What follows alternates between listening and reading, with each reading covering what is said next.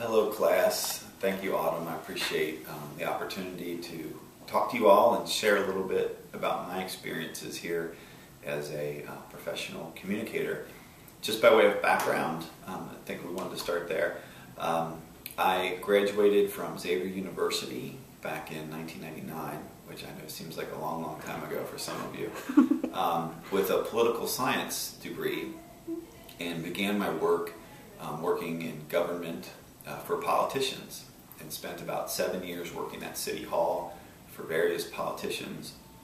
Most of the time I worked for David Crowley, who was vice mayor of the city. And we did a lot of things as council aides, but certainly in everything you did, you had to be aware of how it would be interpreted by the public, whether it be statements you would make, things you would write, even the way you did research. That you always had to think about what different constituency groups would think about the message that you're putting out, and then also just dealing with the media directly and preparing your boss, who was the politician, for working with the media. And also campaigns and all of that were involved. So through that process, you certainly have to do a lot of public relations kind of work. So I did that for about 7 or 8 years, and then about 5 years ago came here to the Cincinnati Health Department. And I'm officially titled the Public Information Officer, which is a title that a lot of folks have, and I know at least in government settings. Health department, the police department, different groups have PIOs, as we're called. And because of my experience, I also do a fair amount of government affairs work at the health department. So that experience I had before really lent itself well to the work that I do now, because communications is such an important part of what we do. Though I don't have a communications degree and have not formally studied it, it's just mostly been through experience. Do we continue talking about sort of what we do here at the health department? Sure, maybe just here in general, yeah, sure. So the health department in Cincinnati, we're a little bit unique. We have several different divisions that do a lot of different things. For example, we have primary care centers that provide health care directly to people, many of whom don't have health insurance. We run food and restaurant inspections. We do inspections for rats and mold and mildew and all these kind of things. Oftentimes issues can pop up there that the media or others might be interested in. You've got a mold-infested home and somebody's sick, and the media's knocking on your door wanting to do a story about that. We also run emergency preparedness. So we have some grant money that comes to the city to prepare us in the case of a natural or human-made disaster. So an earthquake, a tornado. A few years ago in Cincinnati, we had a big windstorm where people were without power for a week or more. And that creates public health problems.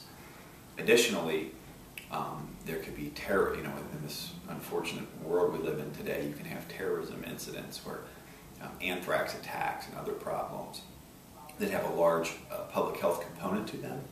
So I lead for the department the planning and preparations for all of the messaging that goes along with that.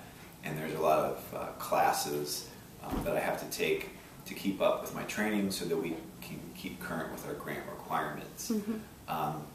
And that includes message maps that we have to prepare ahead of time for different situations, key points, frequently asked questions. So we have a large bank of these that are already ready to go. And then if something were to happen, God forbid, you've got some resources already in place, templates that you can pull out, template press releases. Mm-hmm. And so that's a big part of it. But then also, how are you going to get the information out? Especially in a situation where maybe computers are down or power is an issue, or you've got particular groups that need to get this information. So we have folks that have special need populations. We've got lists of organizations that serve those. So all that kind of preparation and planning work, mm-hmm. And I'm involved with. We also have a robust school health program, and a lot of stories come up when it's back to school time, or you have an outbreak at school, like pertussis, which is whooping cough, happens seems like every year. Mm-hmm. We get around to news stories about that, flu, every year flu vaccine time, and also when the flu cases start hitting in December and January, there's a lot of communications work for that. And so those are I feel like I'm missing one, but those are our major kind of program areas. And I always say that my role is really to work as a translator, because a lot of the folks that we work with are very smart people. They're a lot smarter than me.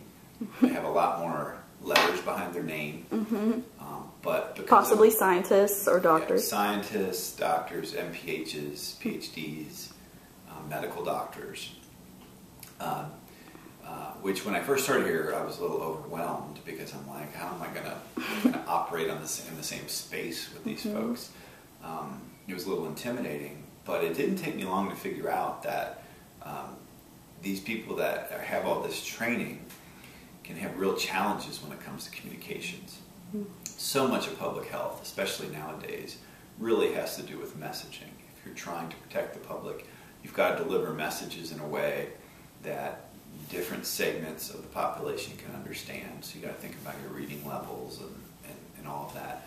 Or targeted populations. It may be a certain age group that we're really having that might be particularly susceptible to this year's flu strain. So we really want to get them vaccinated. So you've got to, it might be 18 to 25-year-olds. So you've got to come up with messaging that's going to appeal to them. I've heard that syphilis is back in Cincinnati. Are you dealing with that at all? We are. It came up first maybe 2 or 3 years ago. And a big part of the problem is that because it had gone away, doctors out in their practices weren't really looking for syphilis, and so they weren't diagnosing it or misdiagnosing it as other things.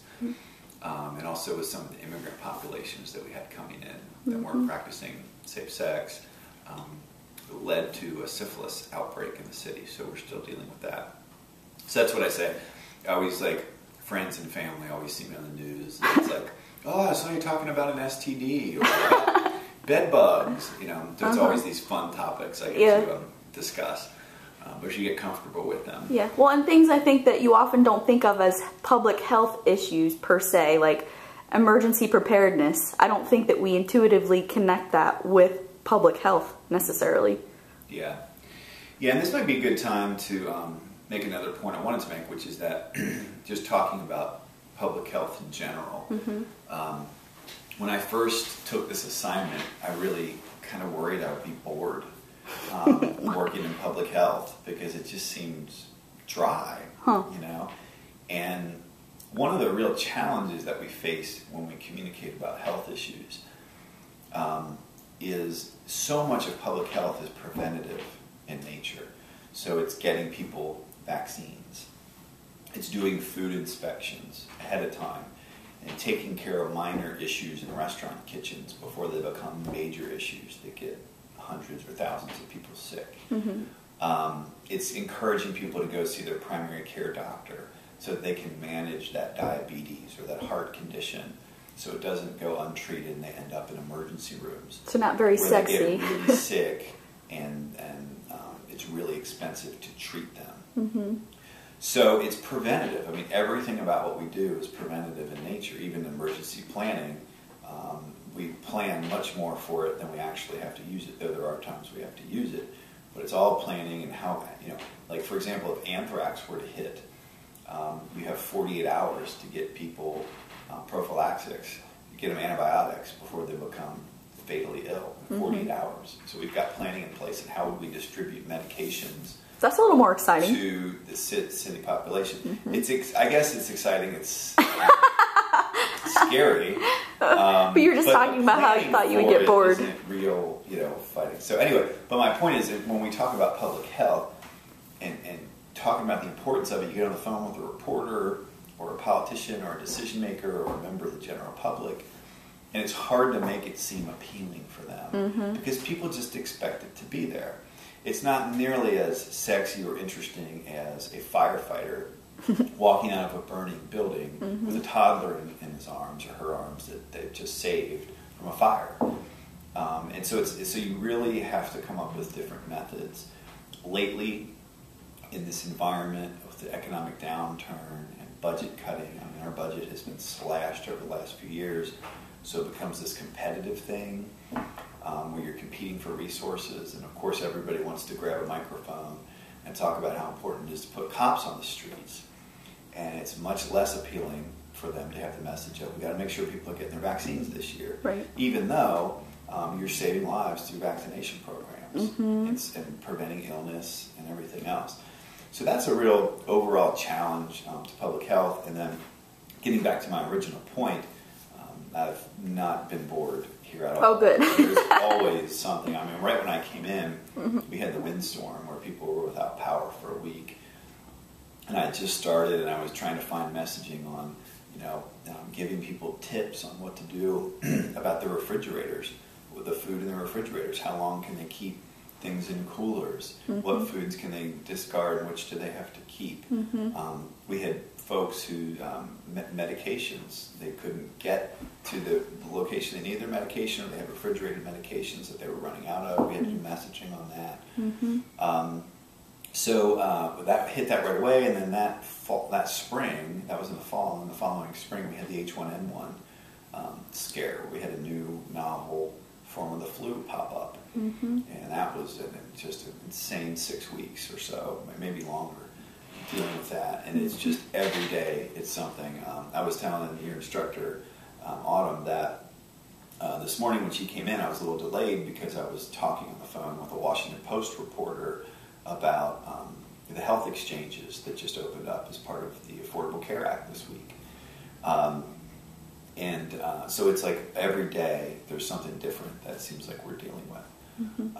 The other great point I like to make about public health, or a good way to think about it, is if you can envision a bunch of people gathered at the top of a cliff, and one by one people are falling over the cliff. They're just lined up falling over the cliff.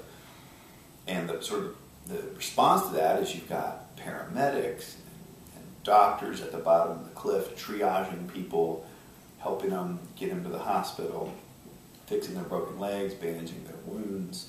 That's sort of the public safety response, and that's a good thing, and we need that.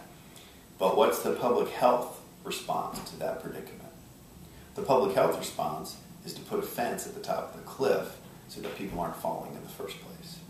Costs much less money, it's preventative in nature, it can save lives and damage and everything else. It's very important, and the problem is so often we operate in an environment where people don't know we're there and don't know what we're doing. So that's part of the challenge, but it's also extremely rewarding work as well. So that touched on a lot of what we did. Another thing I wanted to, I guess, go back to is my role here is I call it a translator. We talked about a lot of the PhDs and really smart people that are doing really smart things, but ultimately, so many times it's like when we're sitting around the table talking about how to address a particular health problem, they end up looking at me. They end up talking about communications, and the way that they might state a medical problem could be very technical, include a lot of numbers, and not be written in a way that people can understand. And I have to then sit down, I have to be able to understand what the message is myself, and then restate it in a way that the average Joe can understand, and figure out which parts of that message are really important. Because a lot of times they might want to write you a thesis on the extent of the problem and how it should be solved. But the public doesn't really need to know all that background. They just need to know, where do I go to get the vaccine? Or, put suntan lotion on. It can be as simple as that.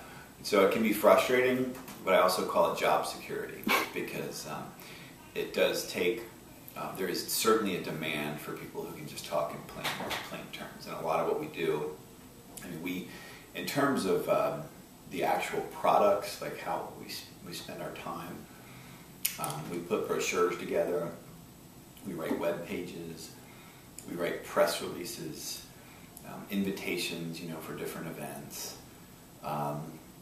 We have a cable show that we use to get information out with. We've got a newsletter that we write. It could just be a letter or other formal correspondence to different groups. Like if we're communicating with the city council, they'll want me to take a look at it. So it's a lot of writing, and editing is a big part of the job that we work with. Mm-hmm. No, I was going to say, it sounds like it's a lot of writing. And yes. Kind of going with that, I was wondering if there are communication students in this class that think your job is the bee's knees and they would like to do something like you do. What advice would you have for them as they're getting their degrees so they can be prepared to be marketable for a job like yours? That's a great question. I mean, I guess it kind of sounds cliche, but get experience if you can, even if it's unpaid. Mm-hmm. And in fact, we have a standing kind of open internship here at the health department. If anybody's interested, please contact me. Mm-hmm. But get experience even if it's unpaid, and oftentimes like the person who works as an assistant here with me started out as a student, a UC student, not in communications, but in public health. Mm-hmm. And so getting experience, and the other advice I would have for them is, yes, it's communications, and I guess you can love communications, but try and find a field that interests you and that you think is exciting, because I don't think I would be necessarily feel as content if I was doing maybe communications for a stock market company or something like that, an investment company. Maybe I would. I'm sure it's very interesting work. But whatever it is, this isn't to talk about the subject itself, but more to say whatever it is you enjoy doing, look for a way to get experience in that field, because that can be very helpful to you. And the experience I had working in government before here really helps me here, because in addition to communications, I have a lot of government kind of affairs work that we do as well.